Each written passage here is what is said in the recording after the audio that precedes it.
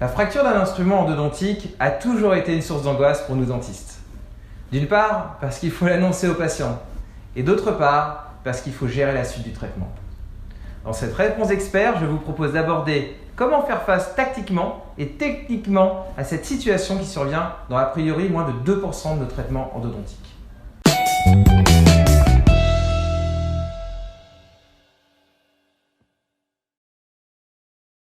L'instrument en lui-même n'a a priori aucune conséquence pathogène. Une étude a tenté d'évaluer la corrosion de 2 instruments fracturés qui étaient restés au niveau intraradiculaire pendant des périodes respectives de 2 ans et 4 ans. Aucune trace de corrosion sur les 2 instruments n'a pu être mise en évidence. D'autres études ont évalué également la présence de nickel dans les urines chez des patients présentant des instruments endodontiques NITI fracturés. À nouveau, aucune trace de nickel dans les urines, contrairement aux patients présentant des restaurations coronaires en nickel chrome, chez qui le taux de nickel urinaire est augmenté. L'évidence scientifique sur le sujet est faible, mais va tout de même dans le sens de l'innocuité des instruments endodontiques laissés in situ. Le deuxième aspect de l'instrument fracturé est le fait qu'il bloque l'accès apical et qu'il empêche donc de mettre en forme et désinfecter le canal radiculaire. Et il est là le vrai problème. Comment finir le nettoyage et la désinfection du canal malgré la présence de l'instrument endodontique qui bloque le passage? Pour cela, quelles sont les stratégies? On peut tout d'abord décider de laisser l'instrument en place et d'obturer au mieux jusqu'à l'instrument. L'avènement des restaurations collées permet alors de surveiller et de pouvoir se laisser la possibilité de réintervenir de façon orthograde à travers la restauration si ça le devenait nécessaire. Dans ce cas, l'état périapical doit être surveillé. Une étude de cas témoins réalisée par Spilly évalue le taux de succès endodontique des dents sans image périapicale à 91,8% en présence d'un fragment d'instrument et à 94,5% sans fracture instrumentale. Par contre, pour les dents avec une image périapicale existante, en préopératoire, les taux de guérison sont de 86,7 avec fracture instrumentale et 92,9 sans fracture instrumentale. La majorité des études montrent que la fracture instrumentale a peu d'influence sur le succès endodontique. Cependant, ce taux de succès diminue si une lésion endodontique préopératoire est présente. Si une infection endodontique se développe dans un second temps, on peut décider de choisir soit la voie chirurgicale pour nettoyer la portion canalaire en aval de l'instrument fracturé, soit la voie orthograde. Par la voie orthograde, la première solution consiste à passer à côté de l'instrument fracturé, alors que la deuxième consiste à déposer l'instrument. Le but est toujours le même, nettoyer la portion canalaire non traitée à cause du fragment d'instrument. Ces 2 dernières solutions ne sont pas sans risque, car elles peuvent aboutir à une perforation ou un stripping, mais aussi à un élargissement radiculaire trop important.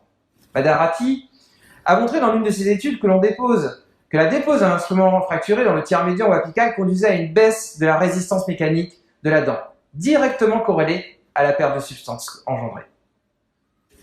En général, dès qu'on le pourra, on privilégiera la surveillance et la non-réintervention si l'état périradiculaire semble sain. On évaluera cependant la possibilité de réintervention si une pathologie apicale devait survenir. Si une lésion endodontique est déjà présente, la réintervention est alors justifiée. Dans ce cas de fragment situé dans le tiers cervical, on tente le plus souvent la dépose qui est facile et plus prévisible.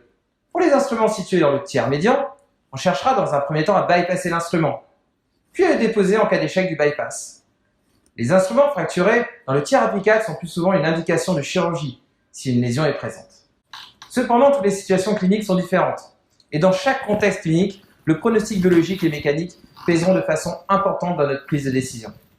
Alors, quels sont les éléments contextuels qui vont permettre d'orienter notre décision entre surveiller, bypasser l'instrument, déposer l'instrument ou de traiter chirurgicalement? Ces éléments concernent tout d'abord l'instrument, tel que sa longueur, son alliage, son type de section et son mode de fracture. Un instrument qui s'est fracturé par torsion est vissé dans le canal, alors qu'un instrument fracturé par fatigue est retenu par flexion dans le canal. Il faut observer également l'anatomie de la dent, sa forme, sa longueur, l'épaisseur et le degré de courbure radiculaire. De même, la localisation de l'instrument, plus ou moins profonde dans la racine, sa position par rapport à une éventuelle courbure radiculaire, ainsi que la présence d'un deuxième canal rejoignant le canal principal après l'instrument fracturé, sont des facteurs importants à prendre en considération. D'autres éléments de la dent sont évalués, comme sa position sur l'arcade, son importance prothétique, la future restauration prothétique envisagée et donc la possibilité de réintervenir facilement par la suite. Autant de facteurs importants à prendre en considération. Enfin, comme on l'a dit précédemment, le statut infectieux de la dent est un facteur important, le fait de savoir si la dent était nécrosée ou vivante au moment de la fracture instrumentale, associée ou non à une pathologie périapicale.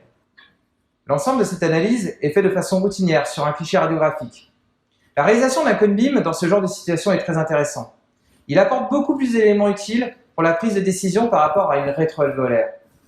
Pour finir, il est possible d'orienter sa tactique en fonction d'un arbre décisionnel, comme celui suggéré par Madarati.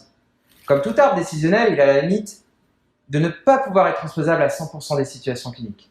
Mais il permet un bon apprentissage de la gestion tactique des instruments fracturés. Attention, une fois la prise de décision thérapeutique faite, l'évolution de la situation clinique peut nous obliger à changer de tactique en cours d'intervention. Il est donc important de ne pas rester figé sur une option thérapeutique, mais de s'adapter. En effet, un instrument fracturé dans le tiers médian peut avoir été bypassé avec succès, puis être propulsé dans le tiers apical et de nouveau bloquer l'accès au canal.